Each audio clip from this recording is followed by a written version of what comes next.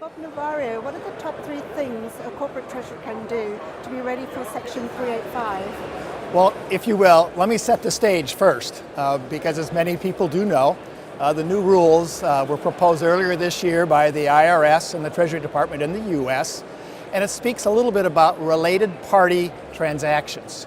The proposal was 136 pages long, and several people have been spending lots of time trying to digest what it is. The proposal is still not yet finalized, but its intent was to focus on tax inversions and large transactions, people who might have been pushing the limit a little bit on how and what they could do to minimize taxes.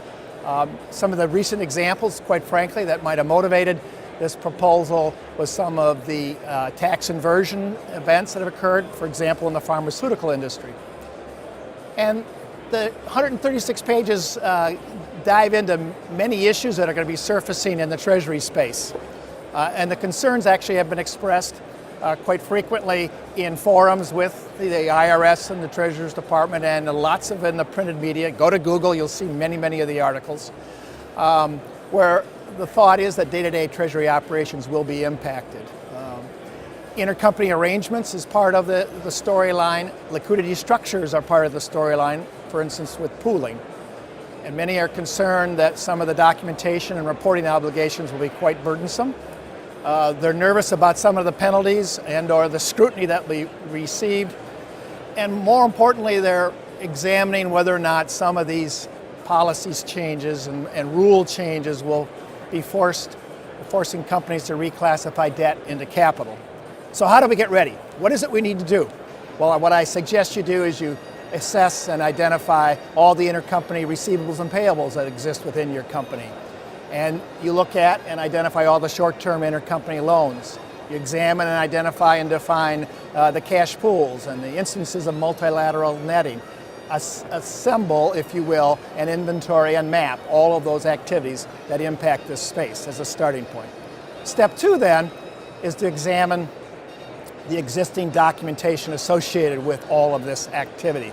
And what do I mean by documentation? Well, this particular proposal and this change in taxes is actually going to find and use this documentation to assess the nature and intent of all of the transactions that are occurring within your company.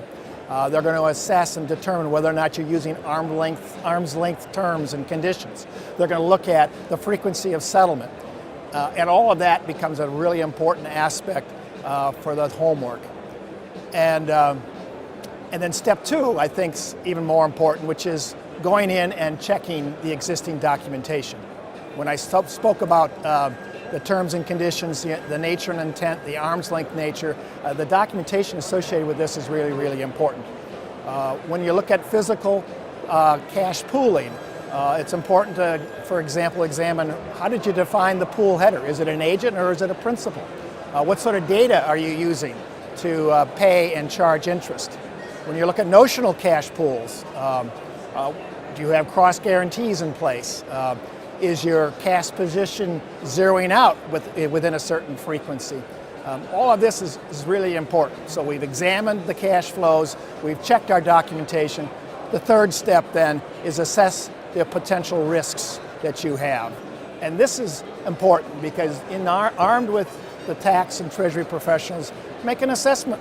You know, are there obvious changes that need to be made? Is there documentation that needs to be refreshed? Or if there are areas of risk that this potential proposal brings forward, begin to explore your options. For example, if notional pooling becomes too expensive, what would be the option to that?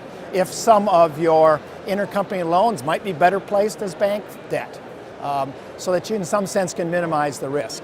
So examine your cash flows, check your documentation, and then assess your risks. And you should be ready for whatever comes forward, whenever it comes forward, in whatever way. And actually, what we're understanding is that some of the feedback that's been received might actually be ignored. It might be finalized in its current form as documented back earlier this year. If so, at least you're ready to hit the ground running, and that would be my advice.